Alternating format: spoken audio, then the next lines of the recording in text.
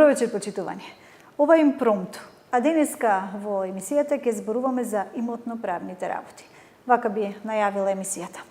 Акцијата притисни црвено копче ако имаш имотно-правен проблем или колку барања се поднесени во рамки на проектот откуп на дворно место за 1 евро за метар квадратен или кои се основните надлежности на управата за имотно-правни работи. Ова се само дел од прашањата на кој што ќе разговараме со мојот вечерашен гостин, тоа е директорот на Управата за имотно-правни работи Зоран Крстановски. Останете на одва, почитувани, импромту започнува веднаш. Како што веќе најавив, почитувани, ова емисијата е импромту, дел од прашањата кои што ќе ги поставам до мојот вечерашен соговорник ги чувте, но тоа се само дел затоа што навистина имаме што да разговараме. Мој вечерашен гостин е господин Зоран Крстановски, кој што е директор на Управата за имотно-правни работи. Добро вечер, добре ни дојдовте. Добро вечер. Генерално мислам дека треба најдобро да почнеме за кои се основните надлежности на Управата за имотно-правни работи, за да не дојде до мешање на ингеренциите нели со останатите управи кои што од прилика имаат слична работа, но сепак на големо се разликува она што работите вие спрема останатите институции. Добре дојдовте во Одва телевизија, добре дојдовте во импромту. Вечерва ќе одгатнеме, се надевам, многу прашања, ќе им одговориме на нашите гледачи кои што ги интересираат и ќе кажеме докаде се, како што кажав и во најавата, постапките со решавањето на овие проекти кои што ги имаат веќе поднесено до вас граѓаните. Благодарам најпрво за поканата, поздрав до сите ваши гледачи. Јас сметам дека најправилно да почнеме од она што е надлежност на Управата за имотно-правни работи, затоа што во еден дел оној кој што ние го работиме пред се поврзано со приватизацијата на земјиштето, односно начините на стекнување на собственост врз земјиштето, на некој начин граѓаните често пати не мешаат со другите институции, па така што еве најпрво би напоменал со тоа дека Управата за имотно-правни работи како основна своја надлежност има приватизацијата на градежното земјиште што е во собственост на Република Македонија. Односно тоа е постапка во која што оние стари кориснички права на земјиштето како остаток од еден поранешен систем во соодветна постапка ги трансформираме во право на собственост на физичките лица, односно граѓаните како баратели, како корисници или пак на фирмите. Освен оваа постапка за приватизација, Управата за имотно-правни работи и 34 подрачни одделенија, колку што ги имаме на ниво на Република Македонија, ги водат и постапките за експроприација, како експроприацијата која што е клучната, да кажеме, фаза во реализацијата на сите инфраструктурни проекти кои што се реализираат во Република Македонија, без оглед на тоа дали се финансирани и се изведуваат од страна на Владата на Република Македонија преку соодветните министерства или пак ги реализираат општините со своји средства. Така, може ли да кажете кои проекти во интерес на граѓаните ги работи Управата за имотно-правни работи? Поврзано, да, сепак поврзано со на постапка за приватизација која што претходно напоменав, Управата за имотно-правни работи на некој начин во своето работење во одредени фази го става акцентот на одредена категорија на баратели во насока да се даде забрзување на дел од тие постапки. Конкретно зборувам за проектот кој што уште во 2011 година започна да го реализира Министерството за финансии, беше наречен проект посета на 40 компании, бидејќи толку беа во тој процес вклучени како компании кои што преку стопанските комори на некој начин побараа поддршка од владата и конкретно од Министерството за финансии во разрешување на своите постапки поврзани со приватизацијата, со другите постапки поврзани со имотот и со земјиштето. Започнувајќи значи од 2011 година, континуирано Министерството за финансии и Управата за имотно-правни работи објавуваа дополнителни јавни повици и тоа го правевме и согласно насоки добиени од владата, во кои што дополнително се приклучуваа нови компании кон така што дефинитивно нивниот број сега како што се според последните евиденции кои што ги водиме достигна до 251 компанија. За 100 од нив веќе целосно ги завршивме постапките, останатите се делумно завршени или пак се во тек на донесување на решенија, така што веќе тоа е еден од оние проекти кои што управата за имотно-правни работи, да кажеме, го носи во делот на поддршката на насочена кон компаниите кои што имаат барања за приватизација. Меѓутоа, она што последно започнавме да го реализираме од 20 октомври 2015 година, тоа е акцијата Притисни црвено копче доколку имаш имотно-правен проблем. Значи, од честите средби кои што ги имавме со граѓаните на терен, констатиравме дека постојат голем број на имотно-правни проблеми, дека граѓаните често пати не доаѓаат до можност да добијат потребната информација во однос на постапката во која што би ги оствариле своите права. И токму тоа не мотивира да ја започнеме оваа акција, која што континуирано ќе реализираме и во наредните години, а тоа е со цел во било кое време секој граѓанин кој што има имотно-правен проблем да може да се пријави на нашите контакти, кои што се оставени на веб страницата на Министерството за финансии, и можам да кажам дека според бројот на пријавувања и она што досега сме го реализирале и сме решиле дел од тие проблеми, навистина не дава мотив да ја продолжиме оваа акција и во иднина. Така. Каква е состојбата во Охридскиот регион? Имаат ли охриѓани многу имотно-правни проблеми? Ве бараат ли често? Па да, можам да кажам дека секако граѓаните кои што се јавуваат кај нас се од цела држава, значи од сите градови од Република Македонија се пријавуваат. Во однос на Охридскиот регион имаме точно јавувања од граѓани, тоа се главно прашања поврзани со денационализација во најголем број случаи. Тука е во тој дел сакам и сега да ја истакнам и да искористам оваа можност да потенцирам тоа. Многу од тие граѓани кои што ќе се обратат до нас со барање за денационализација, она што ние можеме да го направиме и конкретно јас како директор на управата за имотно-правни работи е да ги упатиме, односно да ги насочиме до соодветната комисија која што одлучува по барањата за денационализација, бидејќи управата за имотно-правни работи нема законска надлежност да постапува во таа постапка за денационализација. Значи, нашата улога во целата таа комуникација ќе биде да ги насочиме на вистинскиот пат во соодветната постапка и дури да ги упатиме и да ги поврземе, да кажеме, на некој начин со вистинското лице кое што го работи нивниот предмет, кој што е најупатен и ќе може да им ги објасни сите оние отворени прашања кои што стојат во тој предмет за да може побрзо по истиот да се постапи. Значи, се уште се мешаат работите, може да се каже. Да, точно. Така. Добро, но сепак верувам дека кога веќе ќе се обратат, како што и сами кажавте, ги поврзувате со оние институции каде што треба да се реши нивниот проблем и доколку е потоа веќе за кај вас се прераспределуваат. Колку прашање кој што верувам дека ги интересира беше актуелно откуп на дворно место 1 евро за метар квадратен. Колку барања се поднесени, имаше ли голем број на граѓани кои што бараа да го откупат и искористија ли оваа можност граѓаните за да откупат дворно место? Приватизацијата на градежното земјиште како процес започната и се реализира согласно Законот за приватизација и закуп на градежно земјиште и навистина се покажа оваа мерка, оваа политика на владата на Република Македонија како вистински начин за да граѓаните еднаш за секогаш го решат своето прашање во врска со земјиштето и да кажеме да станат сопственици на својот двор.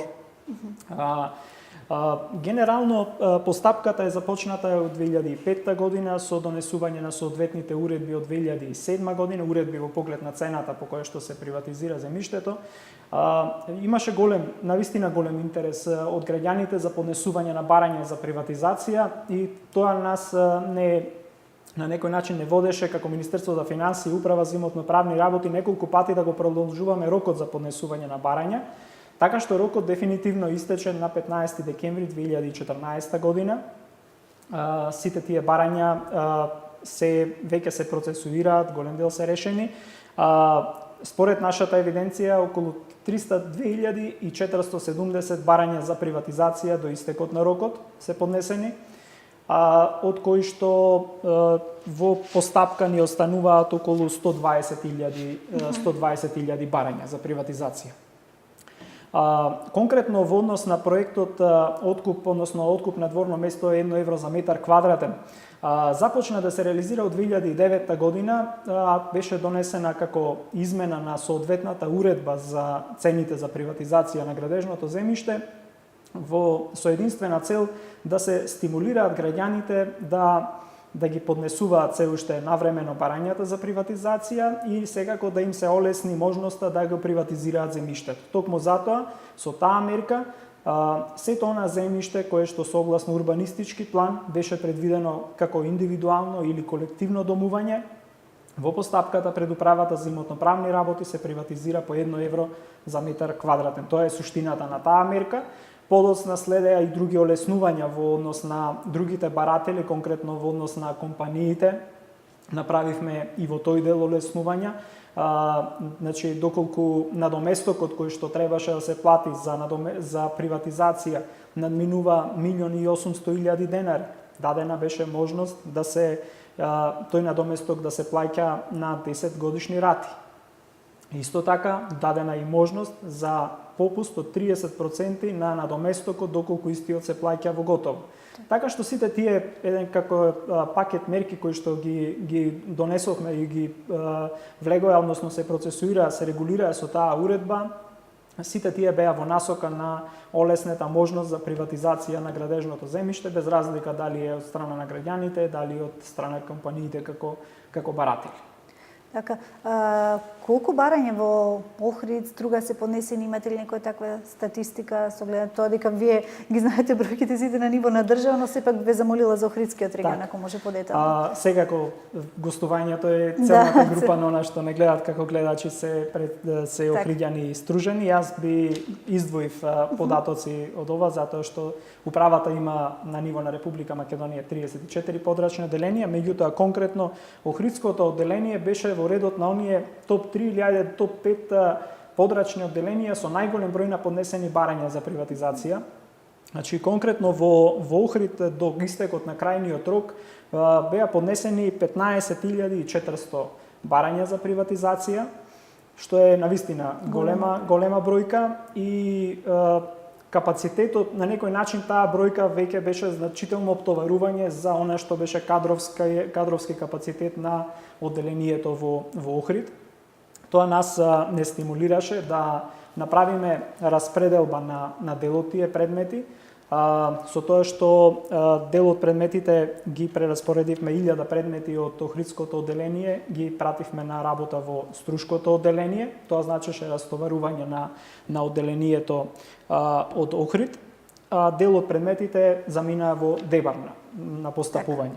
Тоа е и објаснување за сите оние граѓани кои што може би во периодот добиваат известувања од други одделенија од Струга или од Дебар. Се запрашуваат зошто Дебар одлучуваат за Охрид. Предмет во Струга или Дебар, тоа е одговорот, значи таа распределба на предмети ја направивме со цел што побрзо и поефикасно да се постапува по предметите. Затоа што во период односно во таков зголемен обем на број на предмети, како што кажав 15.400 предмети во Охридското одделение, во период кога Охридското одделение беше навистина ангажирано во работата и на експроприацијата за новиот автопат кој што се гради Кичево-Охрид, тогаш веќе навистина беше невозможно со иста динамика да се реализираат овие два процеси и токму тоа и беше мотив плюс.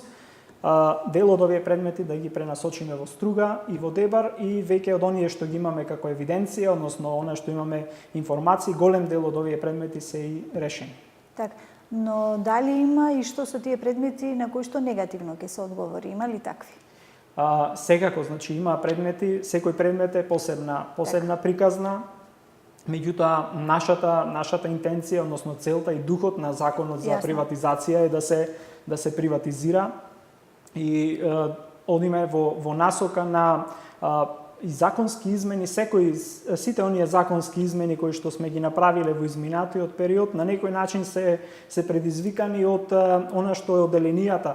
Оние кои што работат на лице место со предмети не информираат дека има одредени недостатоци, недоречености, дилеми или пак некои ситуации во законите или недостаток на регулатива, а нас не мотивира тоа за да го ставиме сето тоа да го преточиме во законска норма, за да може да значи решение за било кој предмет на граѓаните. Значи, одиме во насока да бидеме конструктивно, да пристапуваме кон проблемите и кон предметите, да не одиме само со отфрлање или одбивање на предметите, туку за секој предмет да најдеме можност, доколку е сепак тоа, значи, можно од уставен аспект, од сите други аспекти, со законска измена да го овозможиме решавањето на секој проблем. Така. Ова значи во колку временски период од прилика, ако може да се каже, се одговара на граѓаните? Значи веќе кажавте дека ги распределивте за да може побрзо да се одговара на граѓаните. Од прилика колку време треба за еден предмет?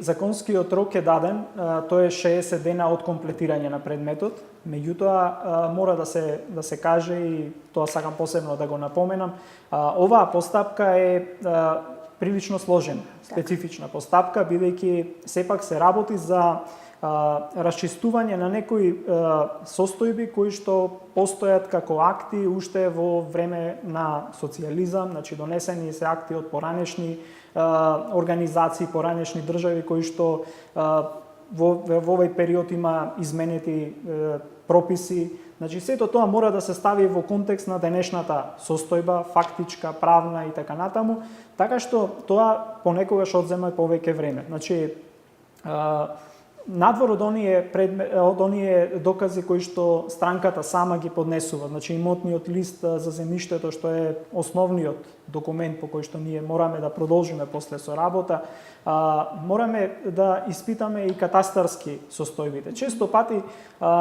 нерешените катастарски состојби, значи поголема површина е во минатото доделена заради изградба на куќа, поголема од она што денес го има во имотен лист странката, што секако не е во негова корист на таа состојба да се решава. И често со тек на време се асфалтирало, па влегло во токму така, значи динамични се состојбите, се урбанизираат, дел од урбанистички планови кои што важеле престанува да важат, некаде каде што немало се носи урбанистички план. Сите тие аспекти ние мораме да ги имаме во моментот кога го одлучуваме конкретниот предмет, за да доведеме до ситуација да она што ќе гласи нашето решение да биде справедливо во катастар. Значи не е целта да го решиме предметот колку да го решиме, туку да го решиме за да биде справедливо во катастар, да може граѓанинот да се го запише како право на сопственост она што навистина го има по сите правни основи.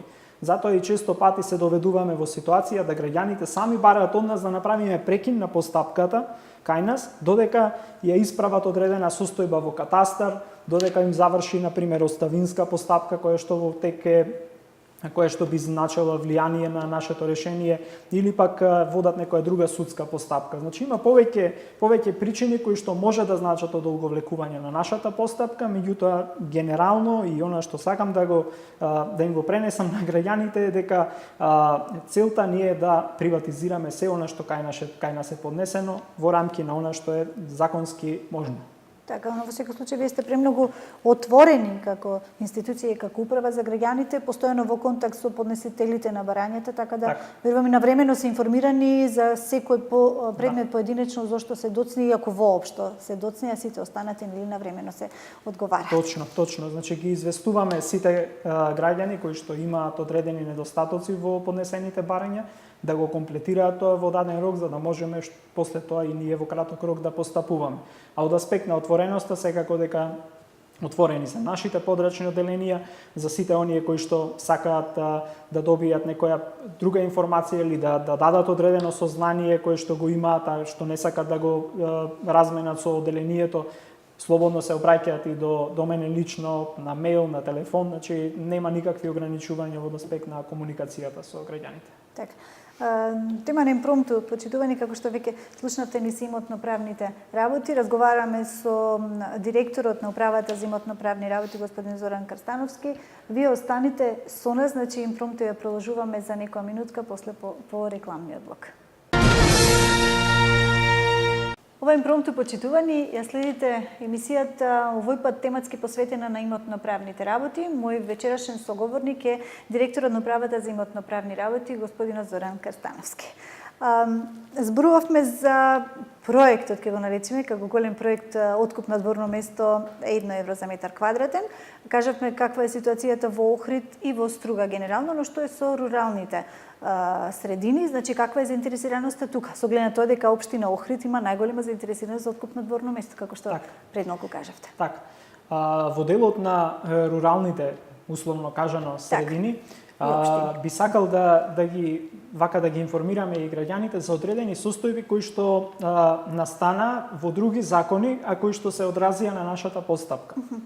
Конкретно се работи за сите оние стари општи акти, урбанистички планови за села, за вон населени места кои што постоеле во минатото. Меѓутоа, во 2013 година тие престанаа да важат, бидејќи беа работени по други стандарди, односно беа несоодветни согласно денешните прописи за просторно-урбанистичко планирање. Така настана ситуација да во одредени региони, каде што веќе има изградени куќи или пак не мора да има куќи, престана едноставно да важи урбанистичкиот акт што дотогаш важел и земјиштето согласно тој акт било градежно. Така што сега се наоѓавме во ситуација да при непостоење на урбанистички план, а кај нас иницирани барања за приватизација, моравме да најдеме законски начин за да тие граѓани едноставно ја продолжиме постапката по тие барања, а граѓаните тоа да биде во користи на тие граѓани.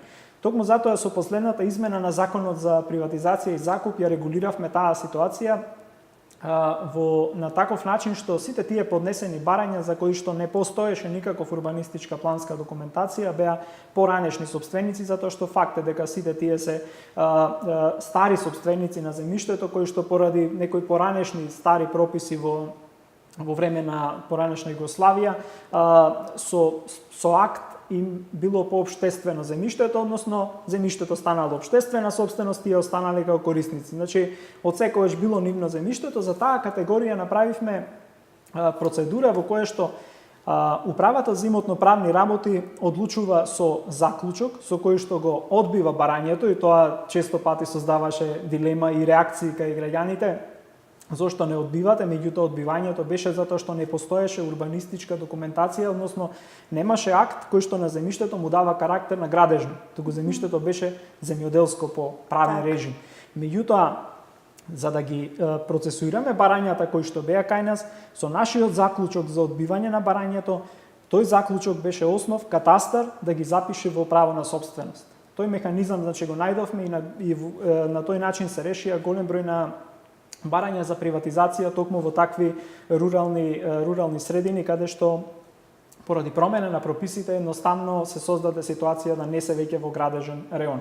Меѓутоа, веќе тој процес постепено се надминува. Со Законот за просторно-урбанистичко планирање веќе се воспостави пракса, односно и законска регулатива за општините да носат општи акти кои што веќе се ја доведуваат во истата состојба, значи го заведуваат земјиштето урбанизирано во иста состојба како што и претходно постоело, така што овие општи акти веќе ни даваат нов момент во процедурата, тоа е веќе урбанистички план и така што нема никаков застој ниту проблем во постапување по тие предмети. Значи, ова е само уште еден доказ дека институциите постојано се во контакт за да изнајдат што повеќе начини да им се олесни на граѓаните. Треба само стрпливост од другата страна. Точно така. Значи, како што и на воведот напоменав, прашањето поврзано со земјиштето и начинот на кој што се располага со него, начинот на кој што земјиштето се откупува, се приватизира, се студираат во тој момент повеќе законски регулативи, затоа што секој земјиште, секој објект, тоа е во различна процедура. Значи, дел има од објекти кои што, односно земјишта кои што се откупуваат преку општините, преку Министерство за транспорт и врски под одредени законски услови.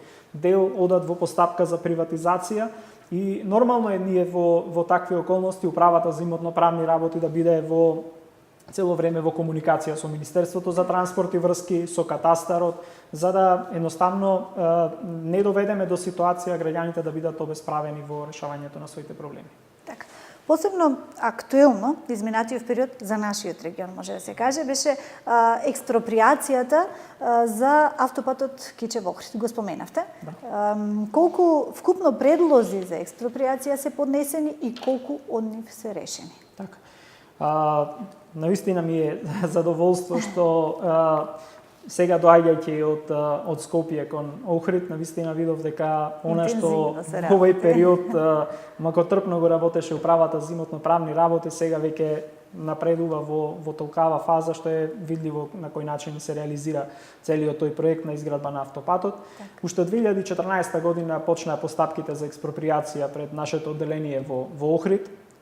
Тоа беше период тоа беше огромна бројка на предлози, околу 2000 предмети за експроприација дојдоа во нашето одделение, при што не затекна во таков кадровски потенцијал и се она што дотогаш постоеше и функционираше во рамки на одделението, и токму и она претходно што го напоменав, тоа беше причина плюс за да дел од предметите за приватизација, за да не трпат заради постапката за експроприација, ги пренасочиме во други одделенија за да добијат одредена динамика и тек. Конкретно во однос на постапките за експроприација, 2000 предлози, меѓутоа имајќи предвид дека секој предлог, позади секој предлог постоеа неколку физички лица како собственици, затоа што Охридскиот регион карактеристичен е можеби по тој дел што сите тие ниви или земјишта кои што требаше да се експроприраат на некој начин беа во сосопственост на тројца, на четворица браќа. Некаде имаше нерасправени оставини, што значително ја зголеми бројката на граѓани, на странки кои што поминаа низ нашето одделение за приватизација. Меѓутоа, од овој аспект гледано, задоволен сум од брзината на која што се заврши целата таа постапка за експроприација, бидејќи е исклучително сложена постапка, сложена пред се од ова што претходно напоменав, голем број на странки, кои што секој од нив треба дополнително, односно посебно да се изјасни во поглед на експроприацијата, во поглед на дадениот на доместок и така натаму. Меѓутоа, исто така имавме голем број на случаи каде што граѓаните едноставно не ги имаа регулирано своите оставински постапки, така што се јавуваа починати лица во имотен лист, кои што треба дополнително да ги бараме. Се чекаше за завршување на оставинска постапка со цел да се дојде до момент да се води постапката кај нас спрема вистинските наследници на земјиштето. Сите тие проблеми во други постапки, на некој начин се рефлектира и на нашата, меѓутоа ние бевме од друга страна под притисок дека сето тоа е проект кој што не може да трае до бескрај. Значи, се работи за проект од исклучително јавен интерес кој што мораше да се реализира и сето тоа правевме баланс во однос на брзината на постапувањето, на временоста на информирање на странките и она толеранција која што требаше да биде спрема нив во поглед на давањето на изјави за согласност или така натаму. Така, битно сите предмети се решени. Да, завршени. Да. Значи по сите предмети се донесени решенија. Согласно законот за експроприација, тоа сакам исто да го напоменам за нашите гледачи, во постапката за експроприација, решението за експроприација е основата за да може после тоа дополнително да биде повикан собственикот, поранешниот собственик на земјиштето во одделението за да се произнесе во поглед на надоместокот кој што му следува за експроприација. Доколку надоместокот не биде прифатен во постапка пред управата за имотно-правни работи, тогаш ние сме должни по закон обврзани предметот да го доставиме до вонпарничен суд во Охрид, каде што веќе во друга постапка ќе се определува надоместокот. Значи, разграничување само правам во однос на двете постапки за да биде јасно дека она што се води пред управата за имотно-правни работи е во поглед на донесување на решение за експроприација, што ќе значи утврдување дека во моментот постои јавен интерес, дека треба да се гради пат и дека патот треба да поминува баш на тоа земјиште, а во поглед на надоместокот постапката е законски определена и се определува во судска постапка, во вонпарнична постапка. Кои други новини ги воведува управата за имотно-правни работи со цел поефикасно и побрзо решавање на предметите на граѓаните? Она што е една од последните новини кои што управата за имотно-правни работи ги реализираше беше електронското поврзување со Агенцијата за катастар на недвижности. Тоа е една од мерките кои што значително ја забрза постапката за приватизација и не само постапката за експроприација. Генерално целата онаа комуникација помеѓу управата за имотно-правни работи и катастарот, која што досега се водеше исклучиво во хартија, сега оди исклучиво електронски. Поедноставно кажано, во постапката за приватизација, освен доказите кои што самите баратели ни ги поднесуваат, значи имотен лист, фотокопија од лична карта, останатите докази, како што е уверение за извршени уписи на земјиштето, на катастарската парцела, катастарската скица, тие се два докази кои што ние по службена должност ги бараме од катастар. Досега тоа одеше по хартија, значи преку пошта, се чекаше по 2-3 недели за да стигне еден доказ и во тој период не можевме ние ништо да правиме со предметот, значи се чекаше со таквите предмети, создаваше застој. Сега веќе со електронското поврзување тие докази ги добиваме за многу кратко време, да кажеме скицата се добива веќе за неколку минути. Тоа значително ја прво го растовари, ја растерети хартиената, работата со хартија на двете институции, пред се и на управата за имотно-правни, па и на катастарот, и секако значеше многу за забрзување на постапките. Во наредна фаза веќе работиме на поврзување и со второстепената комисија, тоа е државната комисија која што одлучува по жалба против нашите решенија, за да го забрзаме и тој пат на комуникација, односно наместо досегашното праќање на цели предмети по пошта, да направиме можност со скенирање на тие предмети во нашите одделенија, по електронски пат жалбата со сите документи да се праќа до второстепена комисија и оттаму исто така по електронски пат да ги добиваме нивните решенија, и тоа исто така ќе го скрати периодот на жалба, затоа што факт е дека кај граѓаните постои одредено убедување дека кога предметот ќе замине во второстепена по жалба, тогаш веќе се чека година, две и така натаму. Може би е така во конкретни случаи, не можам да тврдам, меѓутоа ние со оваа мерка ќе направиме да биде значително пократок патот на проследување на жалбата и враќање на предметот во нашето одделение. Така. 15 јуни како последен датум за бришење на корисничките права. Да не дојде до забуна кај граѓаните, што значи ова конкретно бришење на корисничките права и што добиваат, што губат? Така. Добар момент е ова да го објаснам, затоа што веќе сме на блиску до истекот на тој рок кој што е законски определен, 15 јуни. Зашто се работи? Согласно последните измени на Законот за приватизација, сите поднесени барања за приватизација беа ставени во табела, која што табела управата за сите подрачни одделенија на управата за имотно-правни работи ги доставија до Агенцијата за катастар на недвижности со цел тие барања да бидат прибележани. После 15.6.2016 година во катастар, во имотен лист нема веќе да се јавува корисничко право на лицето, туку ќе се појавува бројот на поднесеното барање за приватизација онака како што е заведено во управата за имотно-правни работи. Тоа е она што сакам да го појаснам, за да нема заблуда кај граѓаните и различно толкување.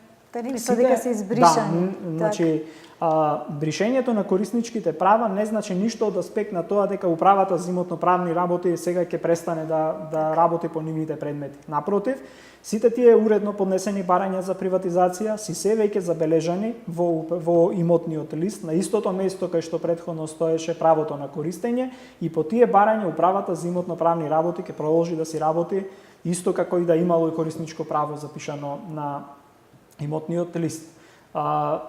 Исто така, после 15.6. нема да се запишуваат нови кориснички права, затоа што токму интенцијата на ставање на овој крајен рок беше дефинитивно да се расчисти со тие кориснички права како некој остаток од поранешниот систем, и затоа ја воспоставивме таа законска регулатива да ставиме едноставно пресек на сите тие поднесени барања од рок бидат забележани во имотен лист, со тоа што исто така 15 јуни е битен и за една друга категорија на граѓани кои што не поднеле барање за приватизација кај нас, Значи не поднеле барање до оној крајен рок кој што го кажав до 15 декември 2014 година, а се корисници на градежно неизградено земјиште во моментов. Сите тие имаат можност до 15 јуни да поднесат пријава до катастарот, каде што катастарот по службена должност со проверка на сите околности, уверение за движење и на соодветната парцела ќе може да изврши промена на правото на користење на овие лица во право на собственост. Значи паралелно течат на некој начин две фази во поглед на тој рок 15.6. Од една страна е рокот до кога веќе катастар после тоа ќе нема можност да запишува кориснички права, и втората можност е до 15.6. сите тие што не поднеле барање за приватизација кај нас, а се корисници на градежно неизградено земјиште, да можат тоа право да го стекнат во постапка пред катастар со промена на правото на користење во право на собственост. Во овој дел би сакал само едно појаснување. Има голем број на граѓани кои што едноставно прашуваат дали има други можности за стекнување право на собственост на земјиштето, затоа што се утврдило од разни околности, односно не исполнувале одредени законски услови за да тоа право го стекнат во постапка за приватизација и сега остануваат да бидат собственици на објект со земјиште, објектот се наоѓа на земјиште на Република Македонија. И за сите нив сакам да ги информирам, значи постои уште една можност, тоа е во Законот за градежно земјиште, односно тоа е можноста за откуп на земјиштето во постапка пред општината. Општина Охрид во конкретно има преземено право да располага со земјиштето на Република Македонија. Доколку се работи за општина која што го нема тоа право, тогаш барањата се поднесува до Министерството за транспорт и врски. Сакам да кажам дека надвор од постапката за приватизација, која што е основна за приватизација на земјиштето, која што е собственост на Република Македонија, постои и друга постапка во која што сите собственици на објекти, без разлика дали се легализирани или пак си ги имаат изградено со градежна документација и ги имаат во имотен лист веќе запишани уште многу порано, а земјиштето на кое што се наоѓаат објектите е на Република Македонија, да можат да поднесат барање за откуп на земјиштето преку соодветната општина. Ова значи токму тоа земјиште каде што општина Охрид го даваше за градење на старечки дом. Значи државно земјиште на кое што ќе се откупи, ќе се гради старечки дом.